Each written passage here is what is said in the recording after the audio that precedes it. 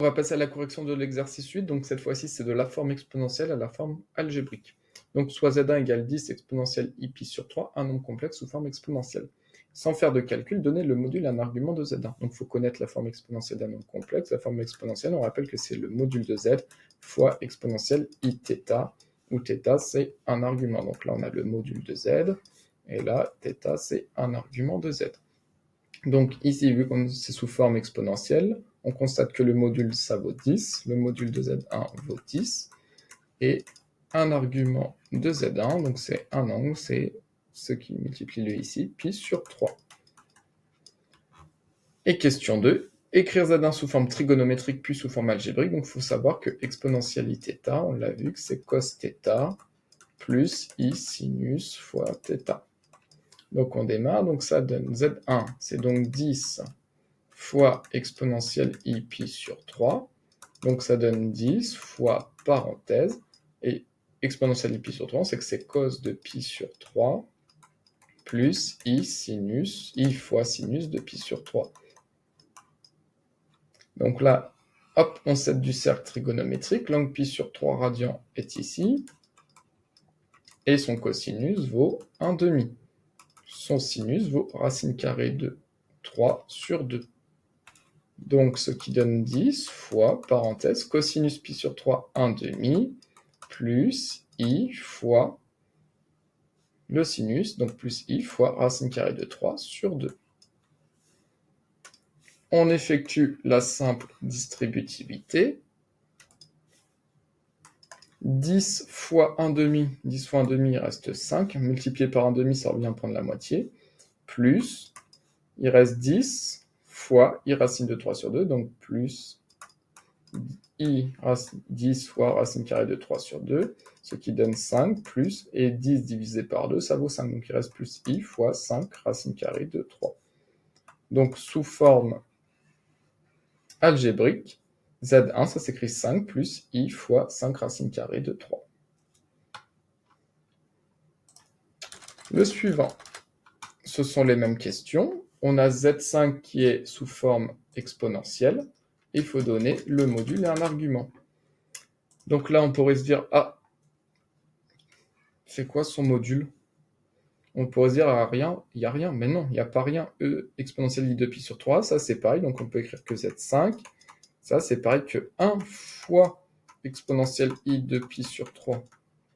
Donc en fait, il fallait faire attention, le module, il vaut 1. Ce qui multiplie, ça vaut 1. Donc le module vaut 1. Et un argument de z5, c'est l'angle orienté. L'argument, c'est 2π sur 3. Et donc, on va l'écrire sous forme trigonométrique. Donc on a z5 qui est égal à exponentielle i de pi sur 3. Et on sait que exponentielle iθ, bah là, c'est donc cosinus de θ, donc 2π sur 3, plus i fois sinus de 2π sur 3. On prend notre cercle trigonométrique que l'on a fait au brouillon avant de démarrer l'interrogation. 2π sur 3 radians, on sait qu'on est ici. Le cosinus, ça vaut moins 1/2. Donc ça donne moins 1/2, plus i fois, et le sinus, c'est l'ordonnée racine carrée de 3 sur 2. Donc en fait, ça c'est moins 1/2 plus i fois racine carrée de 3 sur 2.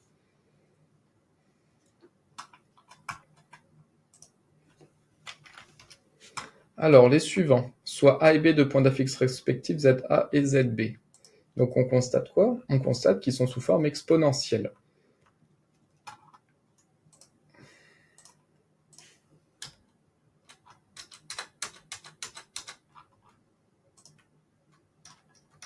Et on nous demande, les points A et B sont correctement représentés sur l'une des figures ci-dessus par contre. Laquelle? Fallait justifier. Donc là, vu qu'on est sous forme exponentielle, on sait que la forme exponentielle d'un nombre complexe, c'est module de z fois exponentielle iθ. Donc là, le module, ce qui multiplie, c'est pareil que 1 fois exponentielle i pi sur 6, et là, c'est 1 fois exponentielle i pi sur 6.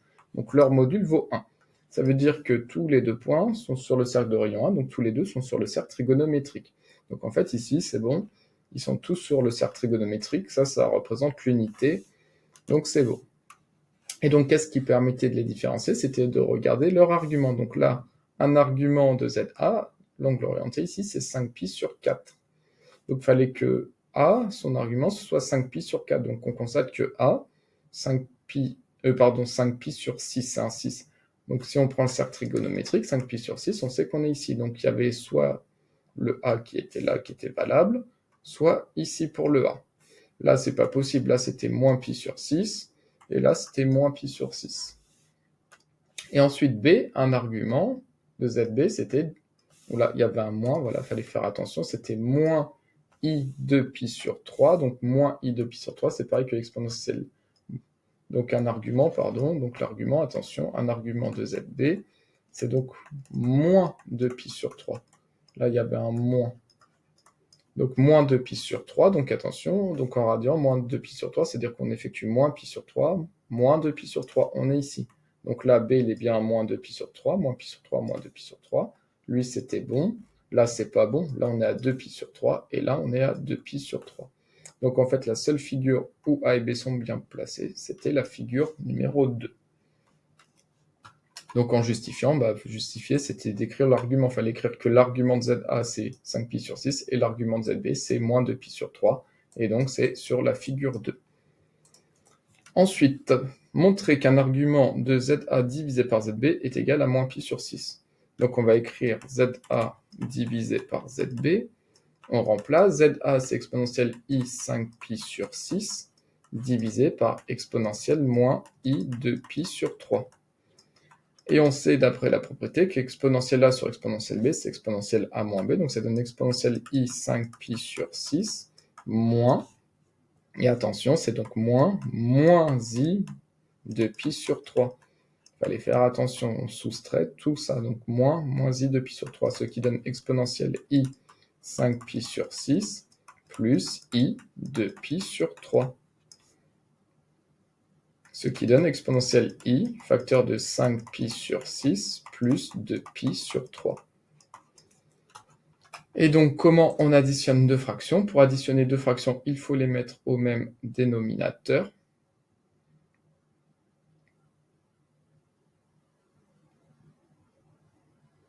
Donc, pour les mettre au même dénominateur, là, j'ai du sur 6 sur 3, on va faire x2. Donc, ça donne exponentielle I 5π sur 6, plus, on va faire x2 en haut, donc 2 x 2, 4, 3 x 2, 6, donc 4π sur 6. Les deux fractions ont le même dénominateur, donc ça donne exponentielle I, et 5π sur 6 plus 4π sur 6, ça donne exponentielle 9π sur 6. Et ça, on peut simplifier la fraction. Si on divise par 3, exponentielle 9π sur 6. Si on divise, non pas par 3, oui par 3. Si on divise par 3, ça donne pareil que l'exponentielle 3π sur 2. En effet, 9π sur 6. 9, c'est 3 fois 3. 6, c'est 2 fois 3. Donc si on simplifie les 3, il reste 3π sur 2. Donc un argument de ZA sur ZB, c'est 3π sur 2 radians. Et là, on se dit, ah, mais on nous demandait moins π sur 2. Mais c'est bon. Alors, sur le cercle trigonométrique, π sur 2, 2π sur 2, 3π sur 2, on est ici. Et moins π sur 2, c'est qu'on tourne dans l'autre sens. Donc, en fait, c'est bon. Donc, un argument de ZA, c'est 3π sur 2 radians. Or, moins π sur 2, c'est égal à 3π sur 2. C'est pareil que 3π sur 2, modulo 2π. C'est-à-dire que sur le cercle trigonométrique, effectuer un angle de 3π sur 2 radians, c'est pareil qu'effectuer un angle de moins π sur 2 radians. Or, moins π sur 2, c'est égal à l'angle 3π sur 2 modulo 2π. Donc, c'est bon. Un argument de ZA sur Z2, c'est bien moins π sur 2 radians, c'est pareil que 3π sur 2 radians. Aucun souci. Ensuite, on vous demandait de calculer ZB le tout au cube. Alors, ZB le tout au cube. Donc on remplace, ZB c'est exponentielle moins I de π sur 3, le tout au cube. Et on sait la propriété exponentielle, l'exponentielle A le tout puissance n, on sait que ça donne l'exponentielle A fois n. Donc là, ça va donner exponentielle moins I de π sur 3 fois 3.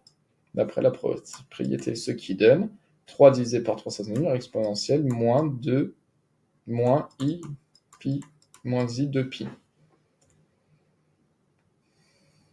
Voilà. Donc, et ça, on peut le simplifier. Exponentielle moins i de pi. On constate que si on l'écrit sous forme trigonométrique, ça donne cosinus de moins 2pi plus i sinus de moins 2pi. On sait que, je vous rappelle que exponentielle iθ, on sait que c'est cosinus de θ plus i sinus de θ. Donc là, l'angle, c'est moins 2pi. Voilà, et cosinus moins 2pi, donc sur le cercle trigonométrique, moins 2pi, c'est un tour complet dans le sens inverse de une montre, on est ici. Attention à ne pas se tromper, donc le cosinus de moins 2pi, le cosinus et l'abscisse, ça vaut 1, plus i fois, et le sinus de moins 2pi, ça vaut 0. Donc en fait, c'était tout simplement le nombre 1. ZB au cube, ça vaut 1. Et ensuite, on vous demande d'écrire ZA sous forme algébrique, donc ZA, c'est exponentielle i5pi sur 6, exponentielle i5pi sur 6. Donc d'après le cours, on sait que ça, c'est cosinus de 5pi sur 6, plus i sinus de 5pi sur 6. On prend notre cercle trigonométrique, 5pi sur 6 radians, on est ici. Son cosinus, c'est donc moins racine carrée de 3 sur 2, plus i, et le sinus de 5pi sur 6 vaut 1 demi i fois 1 demi. Donc c'est, sous forme algébrique, moins racine carrée de 3 sur 2, plus 1 demi i. Et voilà pour la correction de l'exercice numéro, c'était le combien lui 8.